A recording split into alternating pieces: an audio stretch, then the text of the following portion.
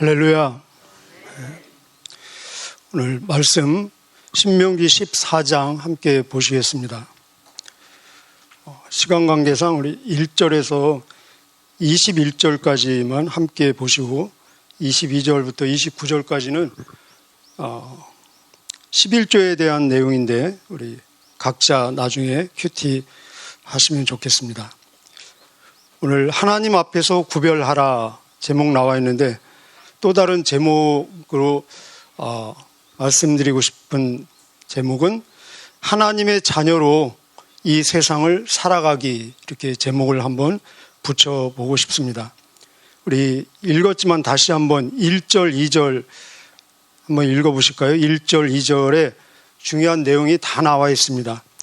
우리의 정체성, 나는 이 세상에서 누구인지, 누구로 살아가는지 분명히 내가 누구인지를 천명해 주고 있습니다. 우리 1절, 2절 같이 읽겠습니다. 시작. 너희는 너희 하나님 여호와의 자녀이니 죽은 자를 위하여 자기 몸을 베지 말며 눈썹 사이 이마 위에 털을 밀지 말라. 너는 내 하나님 여호와의 성민이라. 여호와께서 지상 만민 중에서 너를 택하여 자기 기업의 백성으로 삼으셨느니라. 예, 아멘. 누구입니까? 나는 하나님의 자녀다. 자녀로 이 세상을 살아가는 것입니다. 우리가 대통령의 자녀로 이 세상을 살아갈 때도 많은 다른 게 있겠죠. 하물며 천지를 창조하신 하나님의 아들, 딸로 이 세상을 살아가는 그 모습, 다른 것들이 많이 있을 것입니다. 그 2절에는 그러기 때문에 하나님의 성민, 거룩한 백성이다. 하나님의 자녀다. 하나님의 거룩한 백성이다. 그 근거는 뭐냐? 내가 뭐 잘하고 똑똑하고 잘나서가 아니라 하나님의 일방적인 절대 주권적인 택하심입니다. 만민 중에서 너를 택하여 자기 기업의 백성으로 삼으셨다. 그러면서 1절에 너는 죽은 자를 위하여 자기 몸을 베지 말며 눈썹 사이 이마 위에 털을 밀지 말라. 하나님의 자녀가 아닌 사람들도 이 세상을 살아가는 동안에, 생명이 있는 동안은 하나님의 자녀가 될 가능성이 열려 있습니다. 그렇죠? 그렇기 때문에 우리가 전도하지 않습니까?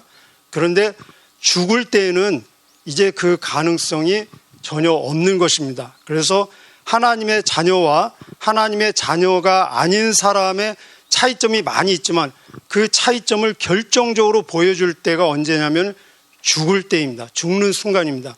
그래서 가나안 이교도들, 우상 숭배자들이 죽을 때 미래가 없기 때문에, 소망이 없기 때문에 얼마나 두려움과 공포, 슬픔의 절정에 달하지 않겠습니까? 그래서 자기네들이 믿는 우상, 자기네들의 신에 동정심을 유발하기 위해서 막 자기의 몸을 학대하고 가해하면서 나는 좀 데려가는 것을 유보해달라. 난 지금 이렇게 이미 슬프고 이미 죽은 상태이니 나를 데려가지 말라라고 하는 그런 우상 숭배적인 미신적인 행위들이 그 당시에 가나안에 이렇게 범람해 있었습니다. 그래서 너희는 이 믿지 않는 자들, 우상 숭배자들의 장래 문화를 흉내도 내지 말라. 흉내를 내다 보면 따라하게 되고 따라하다 보면 그 안에 담겨 있는 그 가치관을 따라하지 않겠습니까? 그래서 악은 그 모양이라도 버려라라는 말씀이 있듯이 그들의 삶의 패턴, 특별히 이 사랑하는 사람들이 죽었을 때 그들이 어떻게 하는가 흉내도 내지 말라라는 1절에 나와 있습니다. 그리고 3절부터 21절까지는 구체적으로 이제 하나님의 자녀로, 하나님의 거룩한 백성으로 이 땅을 살아가는 거룩한 백성이 돼야 되는데, 우리 레위기에 보면은 내가 거룩하니 너희도 거룩하라. 우리 거룩이라는 단어 레위기 할 때 많이 들으셨죠? 거룩이라는 단어의 기본적인 뜻이 구별입니다. 다름입니다. 분별하는 것입니다.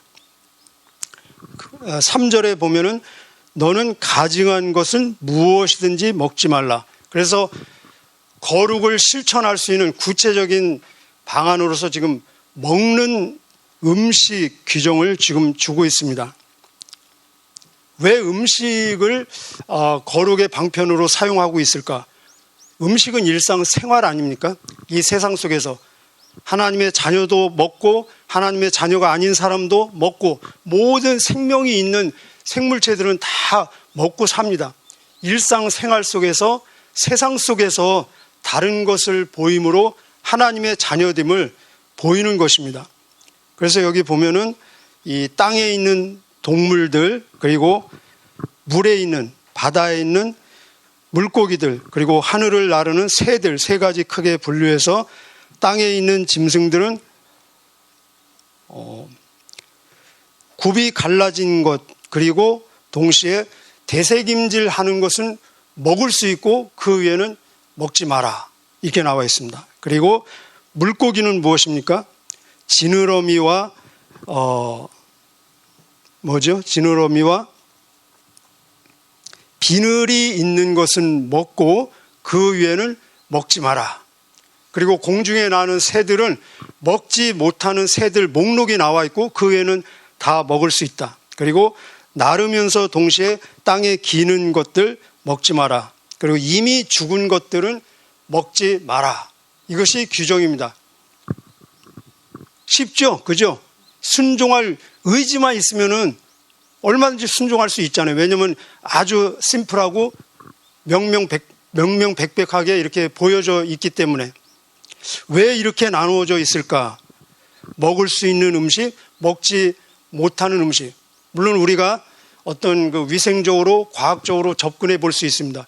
위생적인가? 아니면은 청결한 식물인가? 뭐 유순한 식물인가? 사악한 생물인가? 또 초식 동물인가? 뭐 동물성 동물인가? 이런 것들로 우리가 접근해 볼 수 있지만 그러나 결정적인 기준은 무엇이냐?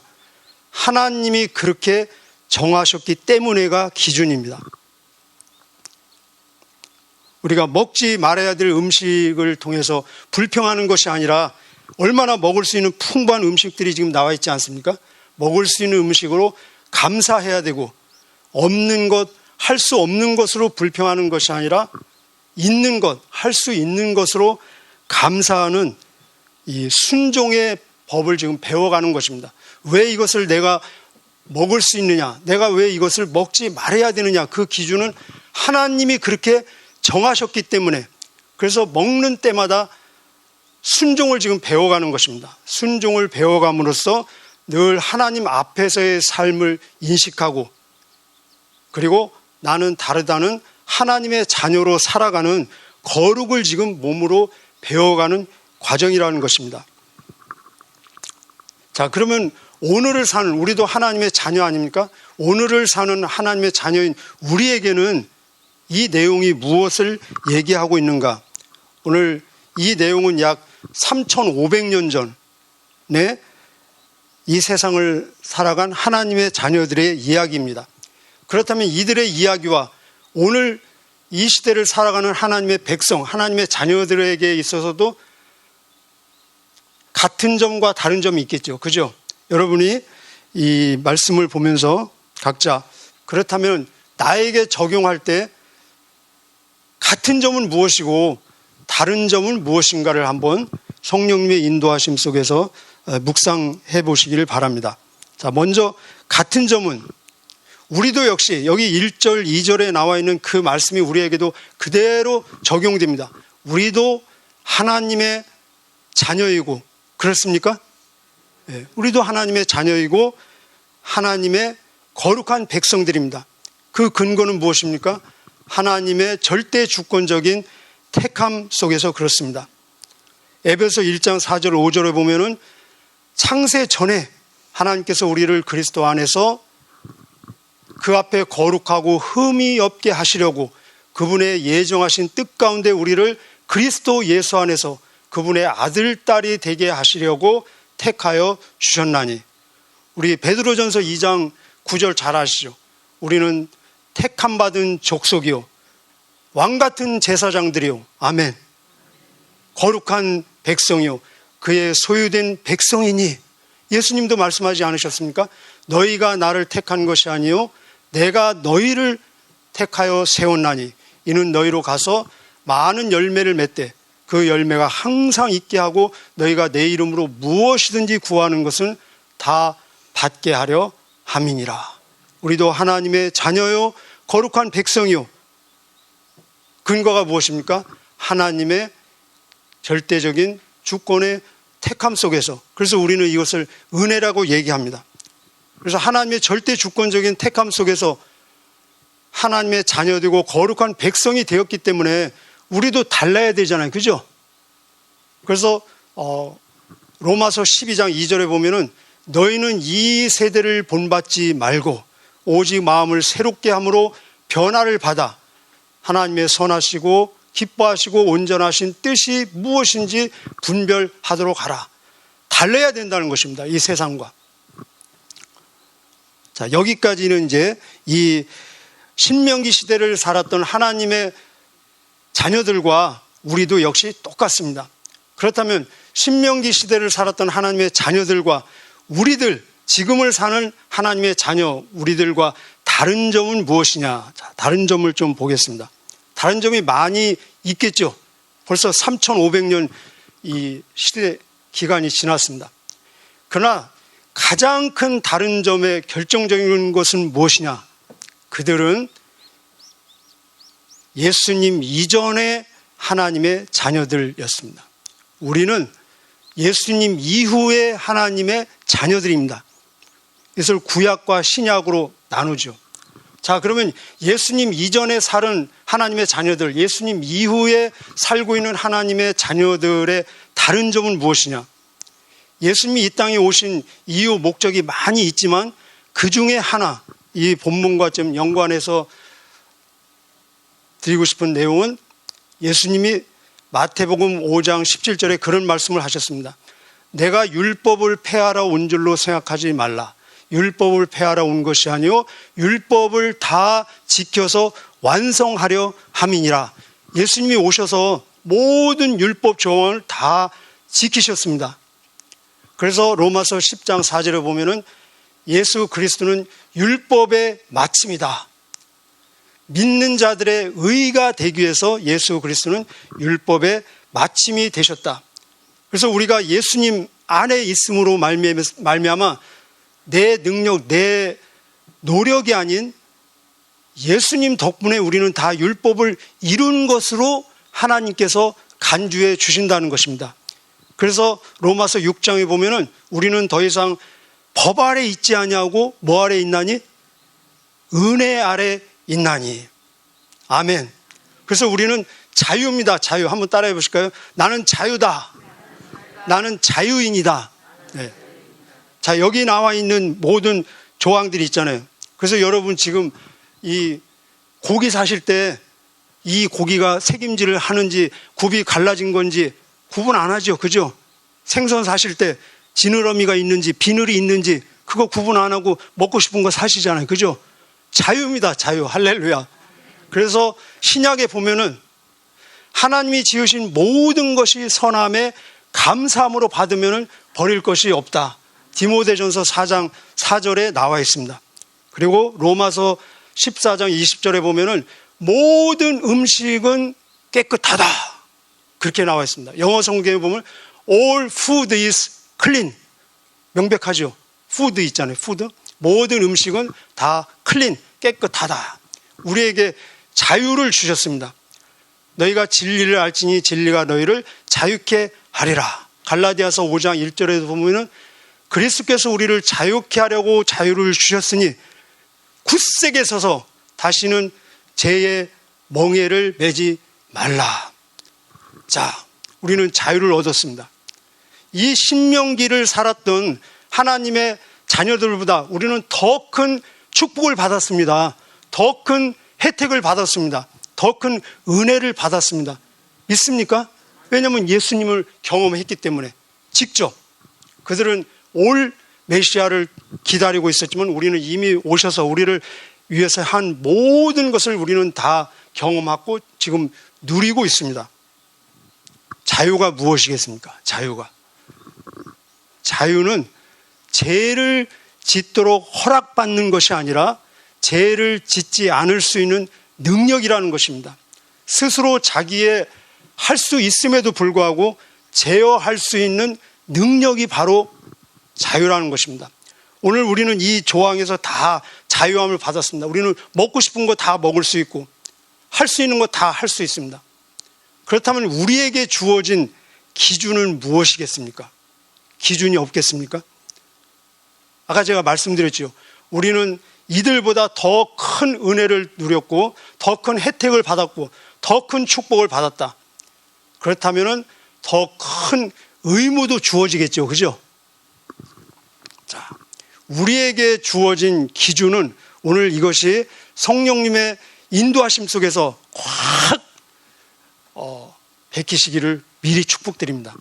자, 우리에게 주어진 기준은 무엇이냐? 이들에게 주어진 기준은 뭐 구이 갈라졌느냐, 책임질을 하느냐, 지느러미가 있느냐, 비늘이 있느냐, 이것이 기준이었습니다. 우리는 이 기준으로부터 완전히 자유 해방되었습니다. 그러면 우리에게 주어진 기준은 하나님의 영광입니다. 하나님의 영광. 고린도전서 10장 31절. 고린도전서 10장 31절. 너희가 먹든지 마시든지 무엇을 하든지 다 하나님의 영광을 위해서 하라.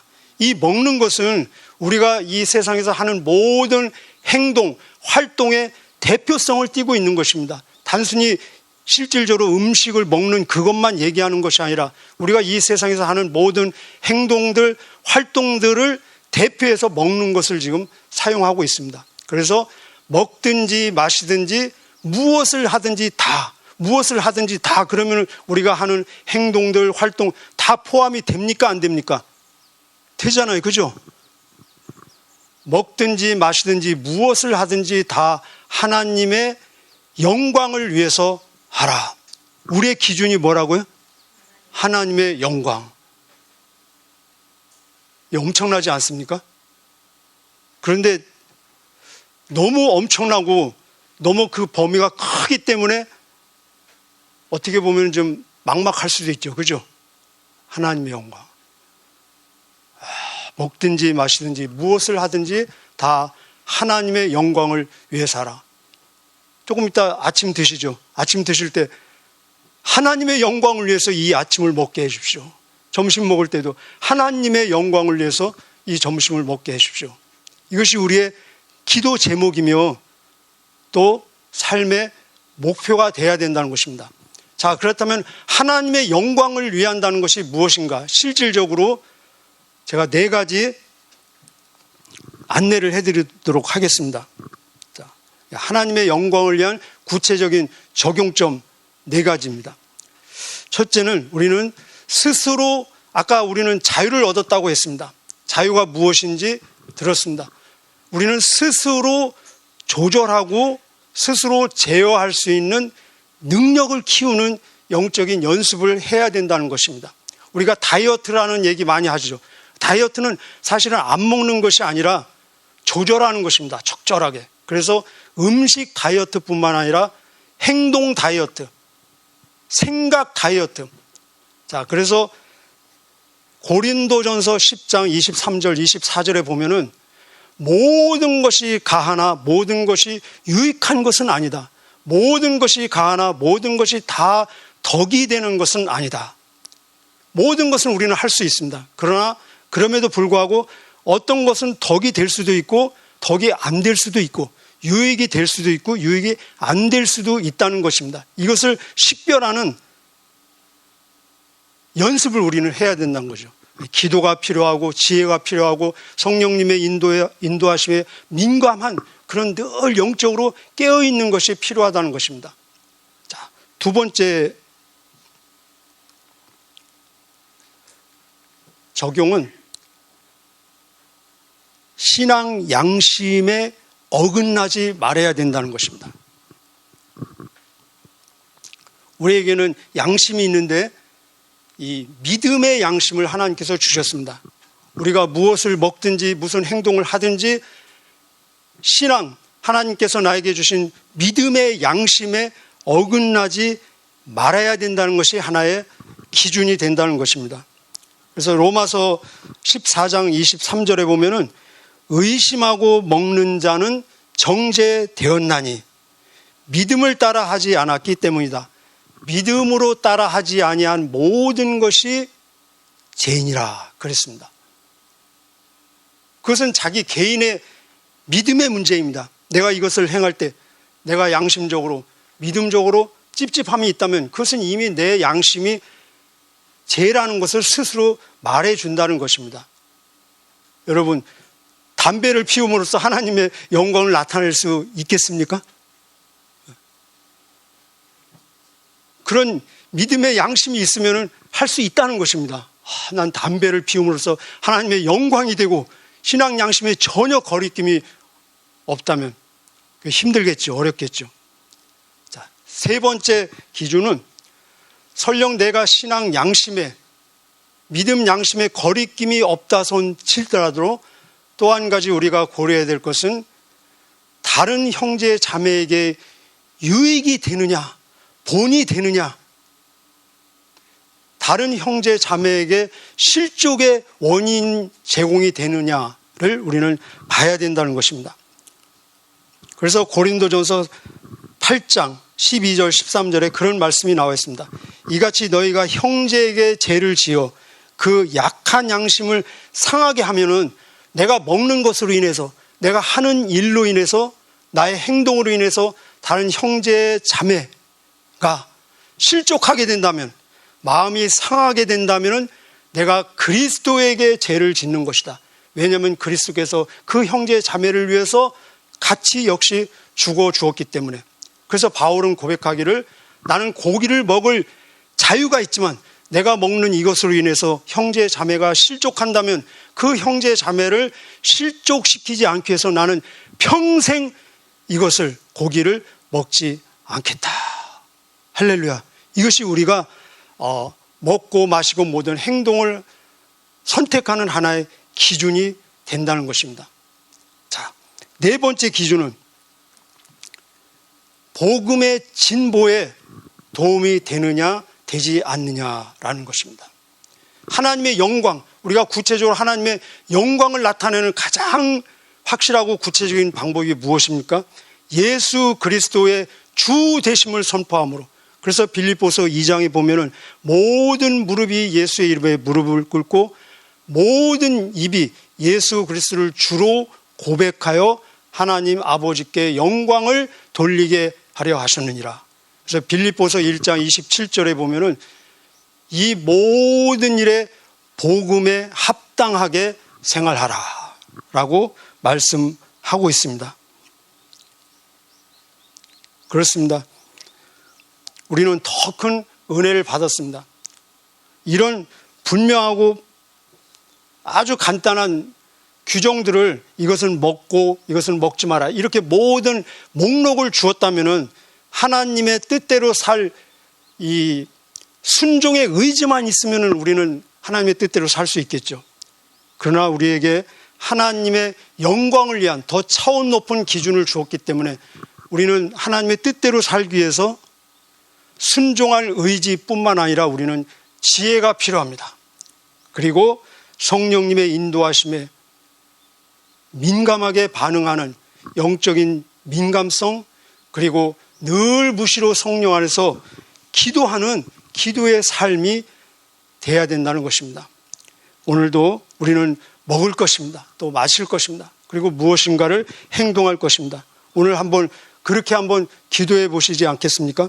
먹을 때마다 무엇을 할 때마다 하나님의 영광이 되게 해 주십시오. 우리 미리 한번 기도 같이 한번 해 보실까요? 하나님의 영광이 되게 해 주십시오. 이렇게 기도하고 이렇게 선택하는 저와 여러분의 오늘 생활 되시기를 주님의 이름으로 축복합니다. 기도하시겠습니다. 하나님 감사합니다. 우리에게 예수 그리스도 안에서 참 자유를 주심을 감사합니다. 하나님, 이 자유를 가지고 죄를 짓는 것이 아니라 죄를 이기고 하나님의 뜻을 이루는 거룩한 능력의 자유 되게 하여 주옵소서. 먹든지 마시든지 무엇을 하든지 다 하나님의 영광과 연결되어지는 하나님의 거룩한 자녀, 하나님의 거룩한 백성으로 구별된 삶 되게 하여 주옵소서. 오늘도 함께 기도할 때 성령으로 말씀으로 충만케 하여 주시고 말할 수 없는 탄식으로 우리를 위해서 중보하시는 성령님의 뜻을 따라서 우리의 모든 호흡까지도 하나님께 연락되어지는 참 기도 되게 하여 주옵소서.